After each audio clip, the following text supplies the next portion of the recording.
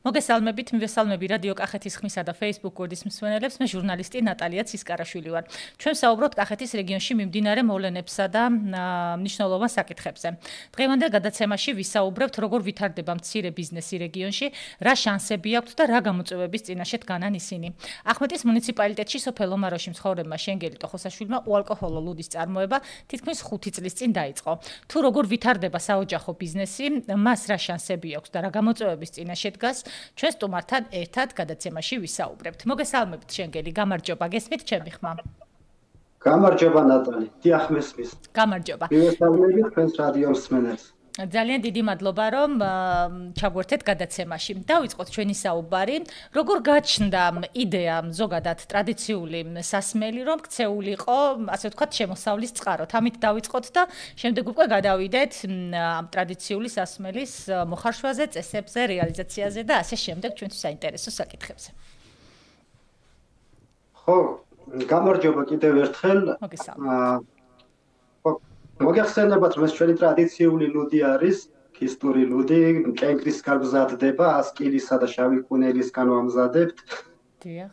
იდეა გაჩნდა სადღაცა 5-6 წლის წინ დაახლოებით, როდესაც USAID-ის ზრდა პროექტის ფარგლებში იყო თბილისიდან ჩამოსული ძალიან კარგი ტრენერები და პანკის ხეობაში ახალგაზრდებს გვასწავლიდნენ. დიახ. ჩვენი იდეები როგორ უნდა განვითარებინა და როგორ უნდა მოგვეპოვებინა დაფინანსება. ლუდის ხარშვის საწარმოს ჩამოყალიბების იდეა თავიდან მაშინ გამიჩნდა და მაშინ დავწერე პროექტი, ანუ ბევრი ახალგაზრდა იღებდა მონაწილეობას და სადღაცა 2 თვის მერე კურსი რო დამთავრდა, დამირეკეს და მითხრეს, ანუ შენმა იდეამ გაიმარჯვეს ამ ლუდის ხარშვის იდეა, რაც ჰქონდა დაწერილი. ფაქტიურად იქიდან დაიწყო ყველაფერი. მანამდე არ ვიყავი ამ საქმიანობით დაკავებული, როგორც სხვა ქისტური ოჯახით ჩვენც ძალიან იშვიათად ხარშავდით ხოლმე. ამ ლუდს. აი ამაზეც რომ ვისაუბროთ, ძალიან საინტერესო არის. აი რატომ არის ესე იგი ეს სასმელი ასე ტრადიციული? აი როდის იხარშება? აი ეს რომ მოგვიყვეთ თვითონ პროცედურები და შემდეგ უკვე ვისაუბროთ სხვა საკითხებზეც. ხო, ტრადიციული არის ალბათ იმიტომ, რომ ქისტები ზოგადად ყოველთვის მთიან რეგიონში ცხოვრობდით, როცა იქით 2 საუკუნის წინ იქით ვიყავით ჩეჩნეთის ტერიტორიაზე, მაშინაც მთიან რეგიონში ცხოვრობდით და აქეთ რო გადმოვსახლით პანკის ხეობაში, აქაც მოგვეპოვება ხოლმე ეს კენკრა, ალბათ მაგიტო დაიწყეს, თან კიდევ პანკისელები მოგეხსენებათ და ალკოჰოლს არ სვავენ და მაგიტო დაიწყეს ალბათ უალკოჰოლო ლუდის ხარშვა. ხო, ჩვენთანაც, ანუ როცა რამადანის დღეობა იყო ან სხვა რომელიმე დღეობაზე, ხშირად იხარშებოდა ხოლმე. ოჯახში სხვებიც ანალოგიურად ხარშავდნენ. დიახ. და რა დროს იხარშებოდა? მე ვიცი რომ რაღაც ტრადიციული, ვთქვათ, ღონისძიებების პერიოდშიც ხარშავდნენ ლუდს, ხომ, როგორც ვიცი. დიახ, მაგას ვიზახებ, როცა მარხის დამთავრების დღე იყო რამაზანი, მაშინაც იხარშებოდა პანკისობაზე. ზოგადად, ანუ დიდი სტუმრიანობა თუ იყო ოჯახში, მაშინაც ხარშავენ ხოლმე. ქორწილში, მაგალითად, ქორწილებში იხარშებოდა. ქორწილებშიც ეს ლუდი იხარშებოდა, ესე იგი რა საინტერესო არის. დიახ, ანუ როგორც ასეთი, ანუ რეალიზაციით კუთხით თითქმის არავინ არ აკეთებდა მარტო, ანუ საკუთარი მოხმარებისთვის. გასაგები. 2021 წლიდან დავიწყეთ ჩვენ საწარმოს აშენება და რეალიზაცია. დიახ, აი ეგ რომ მოგვიყვეთ, რა გამოწვევები გქონდათ აი ამ მიმართულებით, როგორ გააკეთეთ ეს იგივე საწარმო, სად არის ეს საწარმო, ვთქვათ, აი როგორია ამ ხარშვის პროცესი, ძალიან საინტერესოა და ალბათ თქვენი საოჯახო რეცეპტი გექნებათ სავარაუდოდ, თუ ზოგადად ერთი რეცეპტი არის და ასე აკეთებს, ვთქვათ, ყველა ხეობაში, ყველა ოჯახი. თავიდან როდესაც ვიწყებდი, ანუ შემდეგ უკვე ევროკავშირის გრანტი მოვიპოვე, სახელმწიფო გასცემდა, დამიდას პროექტი იყო, ახალგაზრდა მეწარმეებს აფინანსებდნენ ხოლმე, ის გრანტი რომ მოვიპოვე, მაშინ დავიწყეთ ჩვენ თვითონ ავაშენეთ საწარმო, შენობა თვითონ ავაშენეთ და ეს დანადგარები ამ პროექტის ფარგლებში შევიძინე შემდეგ. ანუ ზოგადი რეცეპტი იყოს თავიდან როცა ვიწყებდი, ანუ არ მქონდა მე დამატებით არც პრაქტიკული, არც თეორიული ცოდნა არ მქონდა. დიახ. საბედნიეროდ არსებობს ძალიან კარგი ადამიანები, მაგალითად ერთ-ერთი ასეთი ის პირველი დამეხმარა იყო გია ალხანაიძე, თელაველი, მეწარმე ასე ვთქვათ, რომელიც ლურს ხარშავს საკმაოდ დიდი კვალიფიკაცია და დიდი გამოცდილება აქვს აქ საქმიანობაში. თავდაპირველად ის დამეხმარა ამ დანადგარების აწყობაში და შემდეგ ნელ-ნელა, რა თქმა უნდა, ძალიან ბევრი ადამიანი, ბევრი ტექნოლოგი გავიცალი და შემდეგ უკვე ჩვენი ინდივიდუალური რეცეპტი დავხვეწეთ, ასე ვთქვათ. ეხლა ანუ საკმაოდ განსხვავდება, რადიკალურად განსხვავდება სხვა ქის დურგებისგან ჩვენ. იმიტომ რომ საკმაოდ განვითარდა და დაიხვეწა. კიდე იმას ვიტყვი, რომ მაშინ მახსოვს, როდესაც თვეში მეყიდებოდა 100-200 ლიტრი, ძალიან მიხაროდა ხოლმე. დიახ, აი წარმამაზე გაყიდვაზეც რომ გადავიდეთ, უკვე ამაზეც რომ ვისაუბროთ და თქვათ აი იგივე ამაზეც რომ ვისაუბროთ, როგორ ყიდით, რანაირად აი თავიდან როგორ ყიდით, რამდენად მნიშვნელოვანი არის თქვათ იგივე ღონისძიებებში მონაწილეობის მიღება, იგივე გამოფენებში, ეს საერთოდ თუ გეხმარებათ ამ რეალიზაციაში და აი ზოგადად როგორ დაიწყეთ და დღემდე როგორ მოხვედით ამ ლუდის რეალიზაციასთან მიმართებაში. ხო, გეტყვით, თავიდან ანუ ეს არ იყო, ანუ ეტიკეტირება არ მქონდა, ფაქტიურად არაფერი არ მქონდა, არც გამოცდილება, არც თეორიული ცოდნაც კი არ მქონდა, ეს ყველაფერი რა თქმა უნდა შევისწავლე, ეტიკეტის ყველაფერი დაიხვეწა.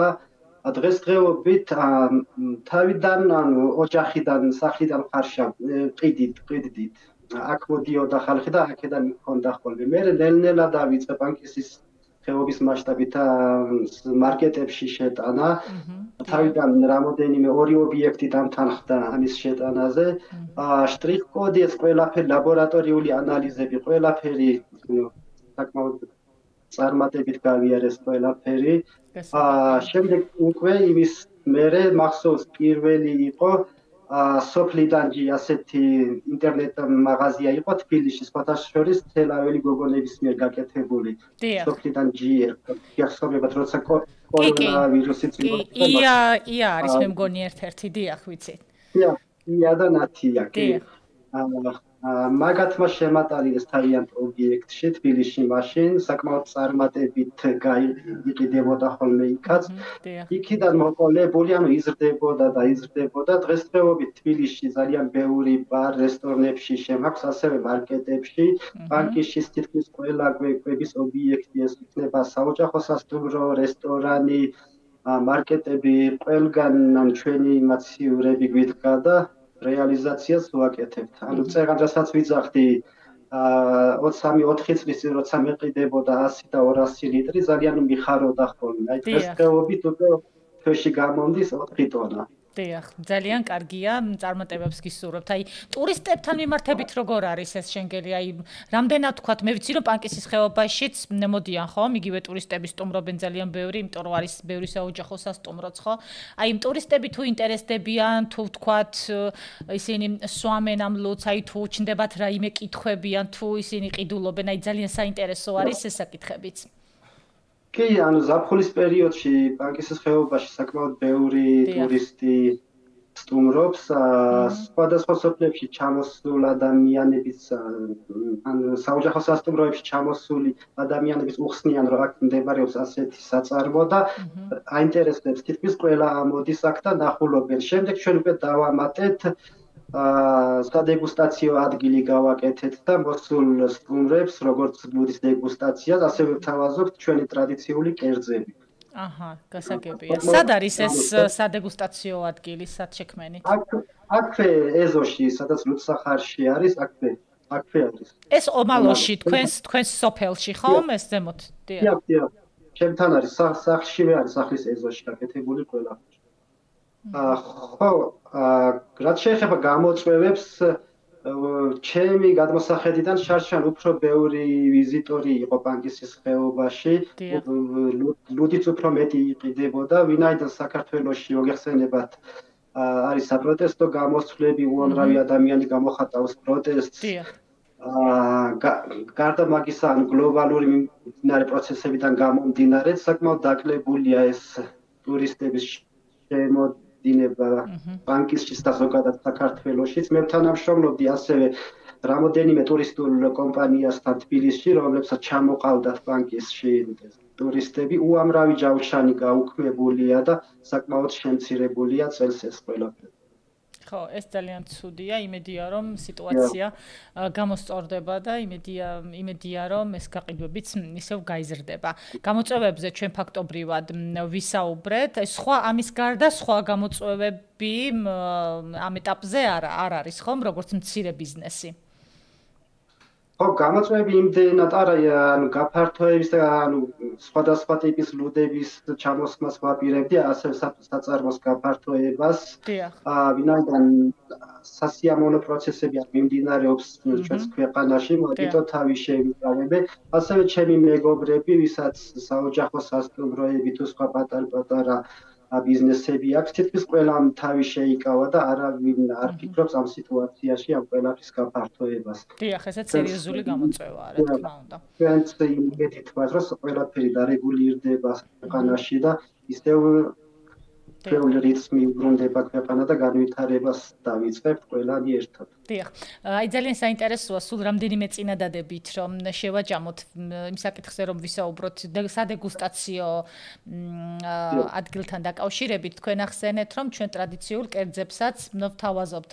აი ამაზე რომ მოგვიყვეთ რამდენიმე წინადადებით, აი იგივე რა კერძებია, როგორც თავაზობთ, თქვათ იგივე აი ტურისტ სახე აქვს ამას თუ აი როგორ გააკეთეთ და რამდენად ინტერესდებიან, თქვათ ადგილობრივებიც და რა თქმა უნდა უცხოელებიც. ხო, ანუ ძირითადად ჩამოდიან წინასწარი შეკვეთით მოდიან, ან ტრადიციული კერძების დაგემოვნებაზე, ასე ვთქვათ. ხო, უცხოელების ადგილობრივების თბილისიდანაც საკმაოდ ბევრი ჯგუფი ჩამოდის.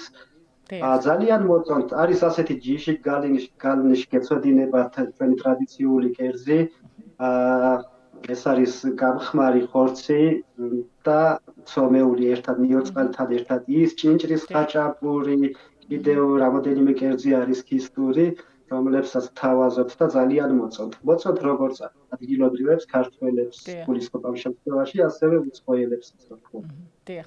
და აი ამ სიტუაციაში ვისაუბრეთ ჩვენ უკვე გამოწვევებზე, მაგრამ აი ამ სიტუაციებში თუ გაქვთ რაიმე ისეთი გეგმა, იდეა, ოცნება, არ ვიცი, დასახული, რაც უახლოეს მომავალში გინდათ რომ, ასე ვთქვათ, აიხდინოთ და განახორციელოთ და ის შეჯამებისკენ რომ წავიდეთ უკვე ამ კითხვით. ხო, ან ჩემი დიდი ოცნებაც არის და სურვილიც, რომ საქართველოში არის მიწარმოება ჩვეულებრივი, ანუ ქერისგან ან ხორბლისგან გამოხდილი უალკოჰოლო ლუდი არის წარმოება ჯერჯერობით. არავინ არ აკეთებს. მინდა რომ ანუ შემდეგი ჩემი პროდუქტი იყოს უკვე ჩვეულებრივი, ანუ ქერისგან აკეთებული თუშური ალუდის მსგავსი უალკოჰოლო ლუდი იქნება ესეც. უახლოეს მომავალში მინდა ეს გავაკეთო და შევთავაზო მომხმარებელს. ძალიან კარგი, ძალიან კარგი. თქვენ რაიმეს დამატება ხომ არ გნებავთ შენგელი? არაფერი ისეთი. დიდი მადლობა გასთვის. ძალიან დიდი მადლობა, ძალიან საინტერესო გამოვიდა ჩვენი გადაცემა და იმედია რომ თქვენი გეგმები სულ უახლოეს ხანში განხორციელდება და შემდეგ უკვე სიახლეებით დაგვიბრუნდებით და ჩაგვერთვებით ჩვენს გადაცემაში. ძალიან დიდი მადლობა, მე წარმატებას გისურვებთ. მადლობა, ნახვამდის. კარგად ზანდებოდეთ. მე დავემშვიდობები დღეს ჩემს მსმენელს და მაყურებელს, ნახვამდის, კარგად ზანდებოდეთ.